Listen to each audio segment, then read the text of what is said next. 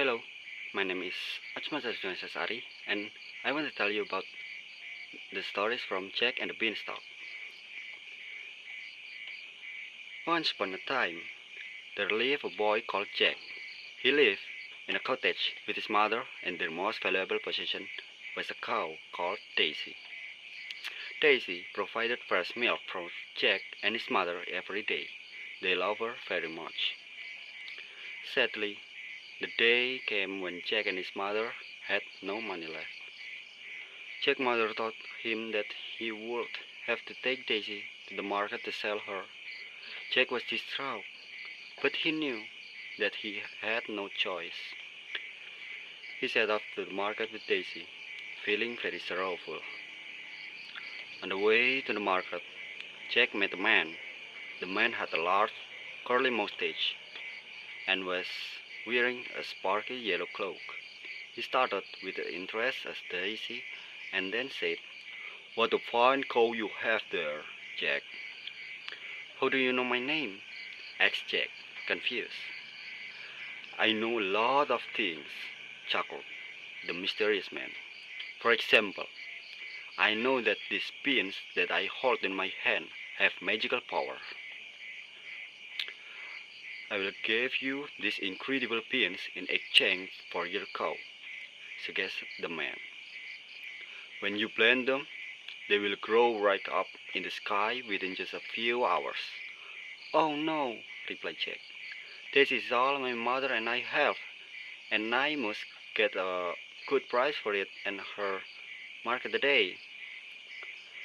With this bean, you will never have to worry about money again," said the man persuasively. At last, Jack gave in swamped Daisy for the beans. When Jack arrived back to his house, he skipped excitedly into the kitchen. "Are you back already, Jack?" asked his mother. "Do I hope you got a good price for Daisy?" "Better than that, mother," said Jack. "I have magical beans." He started to explain about the man he had met, but his mother was not listening.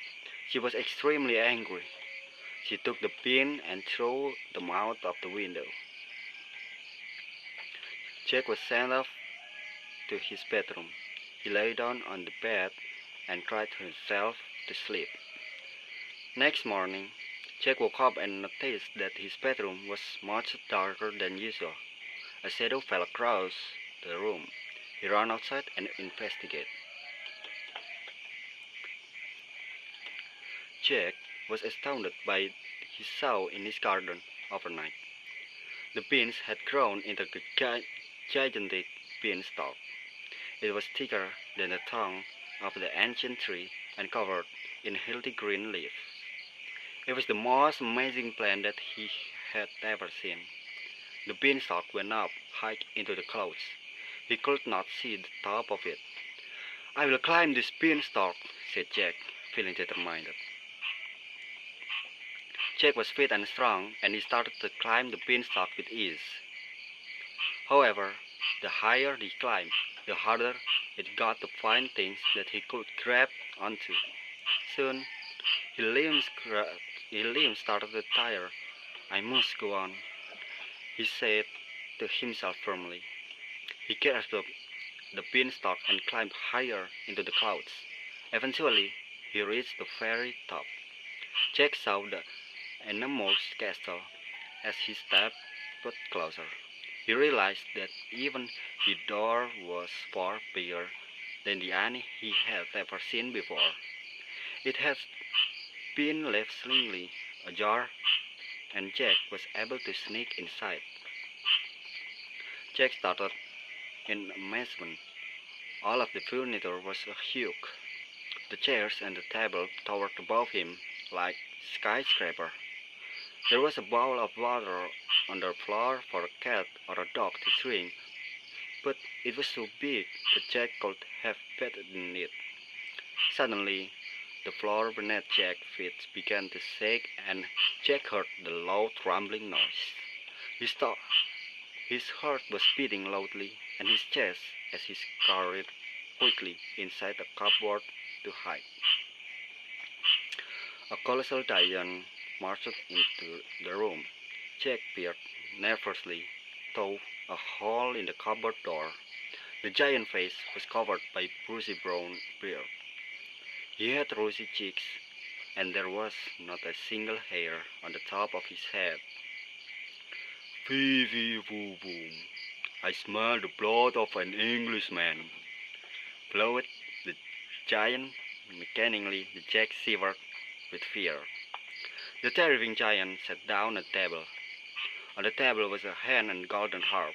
The glittering harp caught Jack's eye, and although he was petrified, he watched his vacation.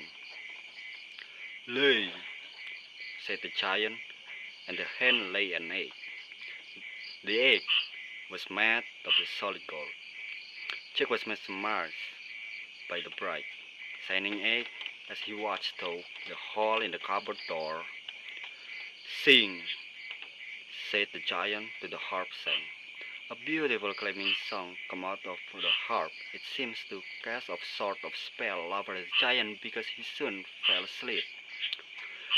When Jack was certain that his giant was fully asleep, he crept out from his hiding place and skillfully climbed up to the table leg and onto the tabletop. He grabbed the hen and the harp and made the darling leap down in the ground. The hen nestled happily under the Jack's arm, but the harp was alarmed to be grabbed by a stranger. A Jack handed towards the door, and the harp cried, "Help, master!" The harp shouting woke up and snorting giant. He jumped up from his chair and spotted Jack. "Fee fee woo woo, I smell the blood of an Englishman," he roared. The giant started and chased Jack. Jack didn't stop to look behind him. He ran with all his might. The giant got closer and closer. The giant's strides were fast, so he was able to catch up Jack quickly. Jack reached the beanstalk and started to climb back down it. He was breathing very quickly and his heart was racing. It was not easy climbing down the beanstalk while holding a hand and a harp. The beanstalk shook.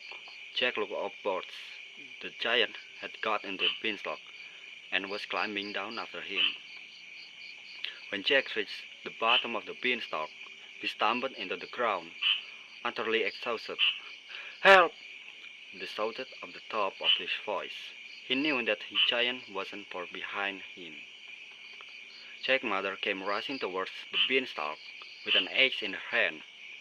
Without hesitation, he sprinted to the base of the beanstalk and began chopping at it frantically. The beanstalk began to wobble and a loud cry came above them. The giant fell and crashed to the ground. He was never seen again. Jack hugged his mother. "Thank you," he smiled, still out of breath and shaking all over. "I'm so glad to have you back, Jack," she whispered, looking at him lovingly. Jack's mother was delighted to see the golden harp and the hen. The harp now seemed happily to call Jack his new master, and the hen quickly started to lay golden eggs in the Jack's command. In fact, Jack was able to sell the golden eggs to buy Daisy back. They didn't have to worry about having enough money again, and they all lived happily ever after. Thank you.